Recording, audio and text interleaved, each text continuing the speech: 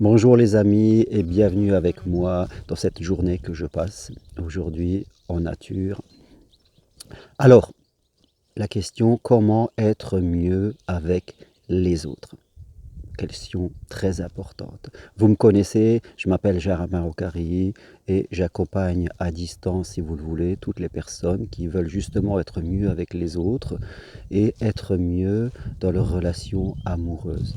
Et je forme aussi également, possible à distance, par Skype, WhatsApp, à toutes les personnes qui veulent en tout cas faire un métier passion comme coach de vie, praticien en hypnose ou psychopraticien, voilà, directement de chez vous.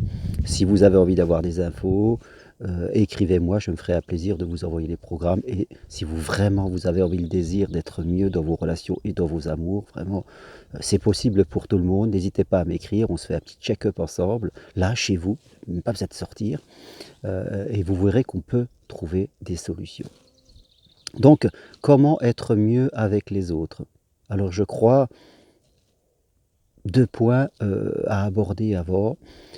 Être mieux avec les autres, tout en étant avec eux. Il est hors de question, en tout cas, de s'enfuir, de rentrer dans la solitude, le repli sur soi, d'être dans la fuite parce que là, on irait vers une souffrance encore plus grande parce que nous avons besoin des autres. C'est important. Et là, ce que nous cherchons, c'est à être mieux avec eux et ne pas être sans eux. C'est fondamental. Deuxième point, tout aussi important, nous sommes des êtres de communication et rappelez-vous, 80% de la communication est non verbale par nos gestes, nos pensées, nos regards et aussi nos mots après. Mais nous sommes des êtres d'intuition, comme je le dis souvent, et l'autre ressent souvent ce que nous pensons. Donc attention, la communication, rappelez-vous, elle est globale. Les mots, les gestes, les pensées. Alors, comment être mieux avec les autres? Je vais prendre 2 chemins. Le premier, c'est de vous vers les autres et le second, les autres envers vous. Alors le premier chemin, de vous vers les autres, qu'est-ce que ça veut dire? Eh bien, à l'intérieur de nous, il y a des attentes. C'est bien d'avoir des attentes, mais quand ces attentes deviennent une nécessité, ça crée en nous souvent de l'agacement, ça peut créer en nous de la colère, de la frustration, et bien sûr toutes ces souffrances, toutes ces émotions créent de la souffrance et viennent parasiter la communication que nous avons avec les autres parce que nous ne sommes pas du tout dans le détachement. Donc, c'est important pour nous d'être aimés, d'être reconnus, que les autres nous valorisent, disent que ce que l'on fait c'est bien. C'est vrai que c'est important. Mais parfois, dans nos relations avec les autres, nous attendons cela de certaines personnes, la famille, les frères, les sœurs, des proches, et parfois cela ne vient pas. Parce que les autres sont aussi centrés sur eux et ils n'ont pas conscience. Et quand nous entrons dans ce style de communication où nous avons toujours ces attentes envers certaines personnes et que ça ne vient pas, et qu'à chaque fois qu'on les voit, ça n'évolue pas, on est vraiment dans une communication non verbale souvent, où nous sommes agacés, contrariés. Et là, le soir chez nous, nous sommes pas bien, quelque part, et en plus ça se répète. Je discutais avec une autre personne il y a peu et elle me disait qu'à chaque fois qu'elle était dans un repas de famille, elle n'était pas bien parce que les autres ne parlaient que d'eux et ne parlaient pas d'elle, s'intéressaient pas à elle, qui était en formation en train de faire quelque chose. C'est vrai que c'est un peu triste quand tout le monde parle d'eux, et ne s'intéresse pas à vous. Maintenant, quelquefois, nous devons aussi accepter, nous détacher de cela parce qu'en face de nous, il y a des gens qui n'ont pas cette capacité. Donc, c'est important dans ce cas-là de renoncer et je dirais de réduire nos attentes par rapport à des personnes où l'on constate qu'elles ne peuvent pas, elles n'arrivent pas, elles n'ont pas conscience. En tout cas, de nous écouter et de s'intéresser à nous. Donc, par rapport le premier point de vous à eux, réduisez vos attentes. Réduisez vos attentes, même si vous êtes déçu, peu importe. Réduisez vos attentes par rapport à certaines personnes. Vous aimeriez qu'elles s'intéressent à vous, qu'elles vous disent certaines choses, elles ne le font pas. Donc, réduisez vos attentes et allez vers des gens qui vont vous apporter ce que vous voulez. Et surtout, apportez-le vous en partie vous-même. C'est important, je dirais, de s'apporter une certaine reconnaissance de soi à soi. Tout ne doit pas dépendre des autres, parce que sinon on se met de la dépendance. Oui, c'est important, nous avons besoin de signes de reconnaissance positifs de la part des autres, mais nous pouvons aussi nous donner des signes de reconnaissance, sinon nous allons être constamment dans la dépendance et automatiquement on ne sera jamais vraiment bien. Donc quand on commence à se nourrir soi-même, là on commence vraiment, je vous l'assure, hein, à s'apaiser tranquillement. Deuxième point, les autres par rapport à nous. Voilà, dans la vie, nous sommes avec certaines personnes que nous croisons et qui nous demandent des choses ou qui parlent de nous, voire nous critiquent. Alors là, premier point important, je vais reprendre un accord Toltec que vous connaissez sûrement. N'en faites pas une affaire personnelle. Souvent, les gens, c'est vrai, ne parlent que d'eux, c'est leur perception qu'on a de nous-mêmes.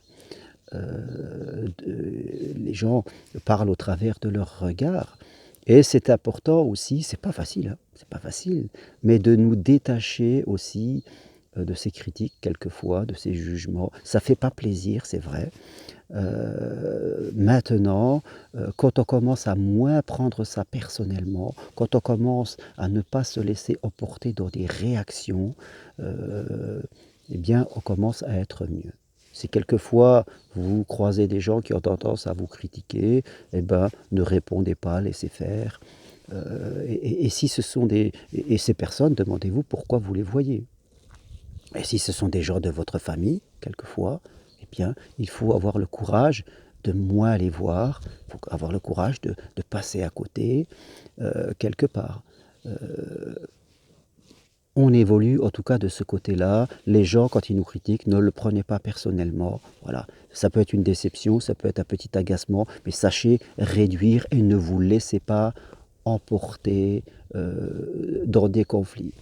Quand les gens vous demandent des choses, vous devez évoluer dans votre capacité à vous affirmer.